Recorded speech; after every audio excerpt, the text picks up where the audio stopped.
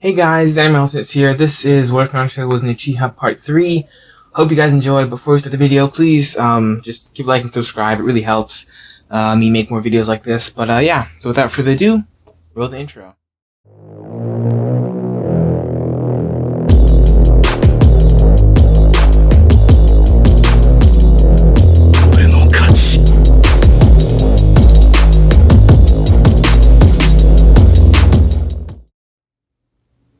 Kuso, Naruto thought, and he was pretty sure his sentiment was shared with his sensei. According to the bridge builder, Gato was after his head, which is bad. Very, very bad. Gato had money, and lots of it at that, which would allow him to hire either lots of low-level missing nin and bandits, or allow him to hire few high-level missing nin. And Naruto was betting that this Gato person would go with the latter. This meant that Naruto snapped off his thoughts as Sasuke spoke up, addressing all of them. "I think we should continue on," Sasuke said enthusiastically. "I mean, we can't just abandon the wave. And not only that, thinking about it strategically.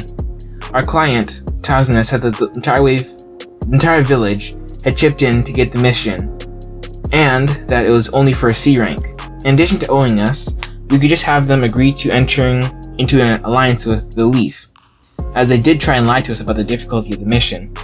The wave, if free, could be an important ally in terms of trade and shipping routes, the Hidden Leaf and Land of Fire, right?" Well, side note in this what if, remember Sasuke isn't as jaded as he was in the original because, he had Naruto as kind of like an older brother figure, and as a result wasn't really as closed off, but yeah, back to the story. "I agree with Sasuke," Sakura immediately piped up. "We should continue on with the mission." "Well, I disagree," Kakashi said, "and as your sensei, my vote counts for 2. There was a heavy silence as all eyes turned to Naruto, whose eyes were closed and was wearing a frown. "Well, Naruto, you're the tiebreaker," Kakashi said. Naruto sighed as he breathed out through his nose sharply. There were so many variables to take into account. Should the mission be a success, it would be a massive victory for the Leaf as a whole, as they would not only gain another ally, but they would be able to ship goods to their ally, Suna, and the Land of Wind, at a much cheaper price. Transporting goods over land was much more expensive and dangerous than transporting things by sea. I think we should," Naruto paused, "continue on with the mission. While my decision may not seem like it has many hours of thought behind it, the reward for completing the mission far outweighs the dangers." Kakashi sighed before turning back towards the bridge builder. "Well, it's your lucky day," Kakashi said. "We'll continue on with the mission, but know this. If you even think to lie to us even once more, we'll drop the mission no matter where we are. Understood?" Bridge builder Tazuna, now properly chastised, nodded earnestly. "I understand. Thank you very much, sir." "Okay, move out," Kakashi said. "Time skip. A couple of hours." "Everyone down!" Kakashi yelled, pulling Tazuna down with him. The rest of Team 7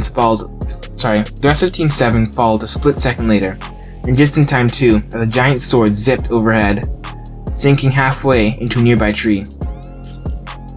A split second later, a figure landed on the handle of the giant blade. "Kakashi of the Sharingan," the figure bouncing on the handle of the huge knife called. "The stories don't do you justice. I made sure to hide my presence most thoroughly. You still will sense my blade coming. I have to give you props for that. Unfortunately, it won't be enough to stop your death."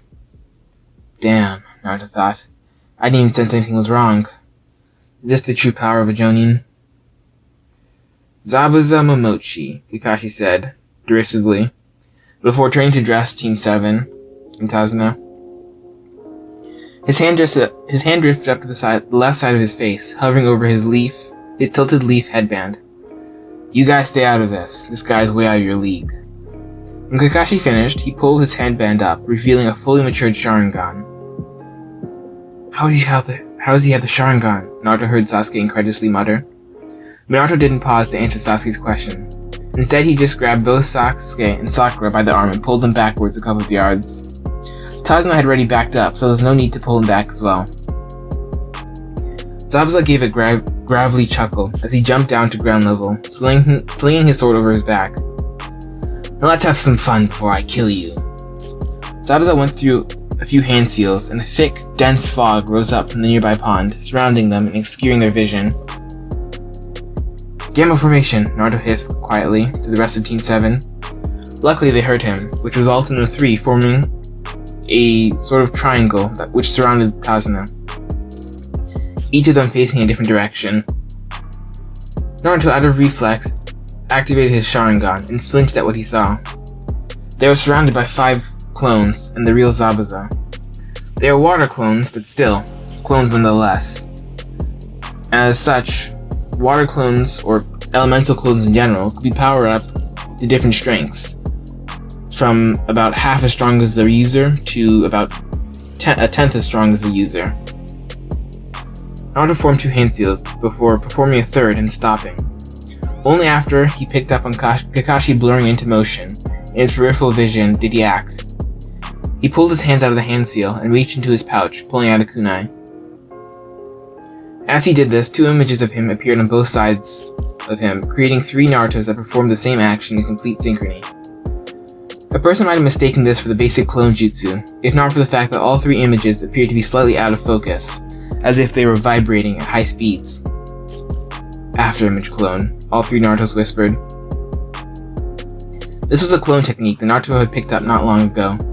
It worked rather well with his whole fighting style that incorporated overwhelming speed along with the Uchiha's interceptor style taijutsu and quick movements. To perform the jutsu, Naruto used the body flicker to move around, creating after images of himself that he could move freely between. All 3 Narutos darted forward, breaking their sync. Each of the 3 clones went after a different Zabuza clone, leaving the last 2 Zabuza clones and the real Zabuza to Kakashi. For all his bluster, it seems Zabuza had only powered the clones up to around 10%, the bare minimum, which worked better as a distraction, which might have been what he was trying to do. Naruto made easy work out of the clones, and after the last Zabuza clone that he was handling was splattered against the ground, turning back into water, did the Naruto after images fade away to reveal the real Naruto, who was breathing deeply. The after image clone was currently taxing, as it required non-stop use of the body flicker. "Wait," Naruto paused. "Distractions." He wildly spun around, sharingan flickering around non-stop, unimpeded as the fog was now gone. Naruto didn't even pause before he burst into action, racing to intercept the kick that was aimed at Kakashi's head. Naruto didn't even need his sharingan to guess what would happen if that kick connected. Kakashi would be pushed toward the pond and right into Zabuza's preferred playing field. Naruto had no doubt that Kakashi could have handled that kick, but the fact was that he was also trying to protect Tazuna, Sasuke, and Sakura. He was stretched too thin to fight at full capacity. Naruto took a deep breath, forcing his already strained body to perform at peak performance, if only for an instant. He slipped into one last body flicker. Naruto appeared right directly in the path of Zabuza's kick, which caught him square in the ribs.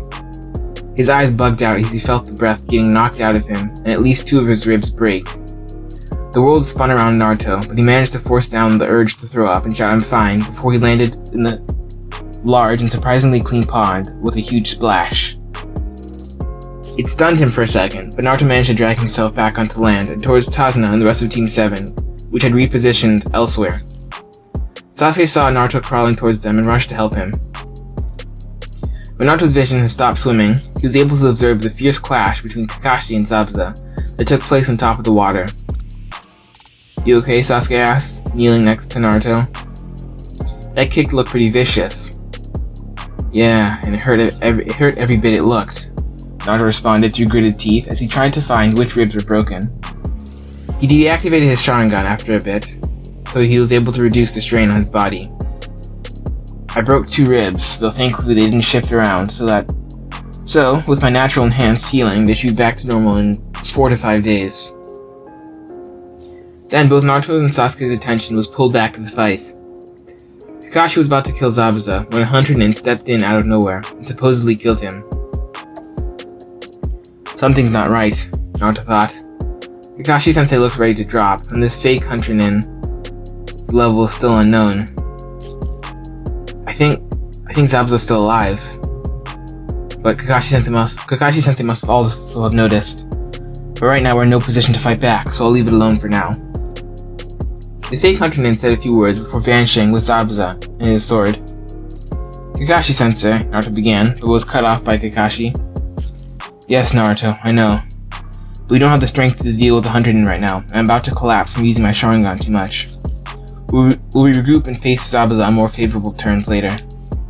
And with that, Kakashi fell forward, unconscious. Time skip. 1 week. Team 7 and Tazuna had arrived at Tazuna's house 1 week ago. Kakashi had been unconscious for 4 days, which coincidentally was the time it took for Naruto's ribs to fully heal. Right now, all of Team 7 was outside learning the tree walking exercise. Well, more accurately, Sasuke was learning it, while Sakura was practicing over and over again to increase her chakra reserves. Naruto had finished it with the exercise as soon as it began, with the help of his sharingan, and went to go ask Kakashi something. Kakashi-sensei, Naruto said, approaching the place where Kakashi was sitting down, reading. Can you teach me a powerful jutsu? I need a powerful jutsu capable of ending the fight in a single swoop, but none of my current jutsus have that kind of firepower. Kakashi looked thoughtful for a moment, as if debating something, then stood up and motioned for Naruto to follow him. As they were walking, he spoke up in an upbeat tone. I was planning to teach you this at some point, but I guess there's no time like the present. The jutsu I'm going to be teaching you is called the Chidori. It's my signature technique.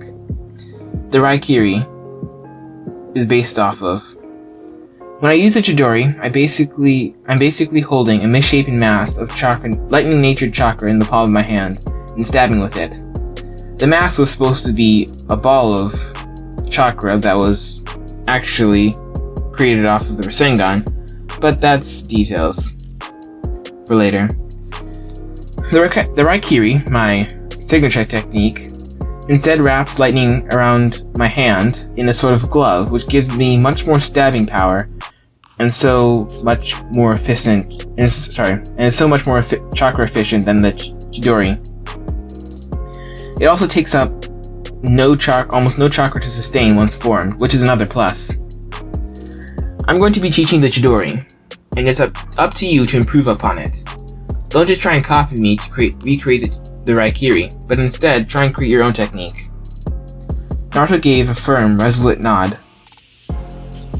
Time skip. 1 week. Naruto sighed as he sat alone on the top of the roof of Tazuna's house. Kakashi was sure that Gato was going to send a small group of thugs to kidnap Tazuna's daughter and grandson. So as soon as Naruto had disposed of them, he could go and join the rest of Team 7 on the bridge. Naruto was about to sigh again, but then he heard the faint trample of sticks as 2 bandits emerged from the underbrush. Finally, Naruto thought, as he leaped from the roof towards the bandits. All they saw was a flash, and they were out cold. Naruto quickly tied them up, and with his job done, raced towards the bridge. He arrived a few minutes later, Sharingan already active as he heard sounds of fighting before he arrived. Kakashi and Zabuza were fighting farther down the bridge, but closer to Naruto were a bunch of mirrors that were configured in a dome shape. Sasuke was trapped inside and fighting an opponent that was blurring around him at high speeds, throwing Senbon from all angles. The fake hunter, Naruto thought, on closer inspection. Naruto then felt pride swell up in him. As Sasuke turned, the Sharingan was active in his eyes.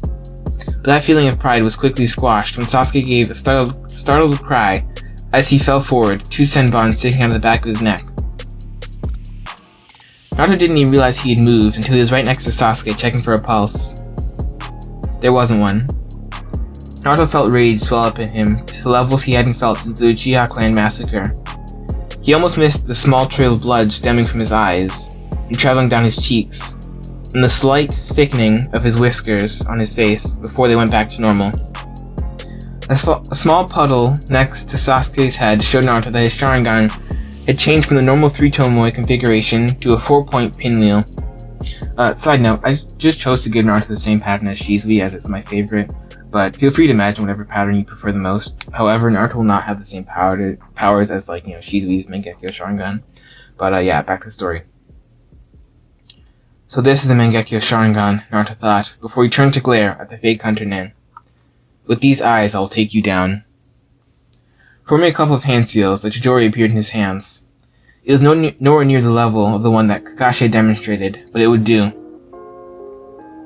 Then, a flare of pain spiked up in Naruto's right eye, and something weird happened. The Hunter Nin jumped at him out of the mirror, but just before they hit him, Naruto felt his entire body gain a sort of weightless feeling, as if he was floating, but he was firmly on the ground. Then, the Hunter Nin just passed right through him.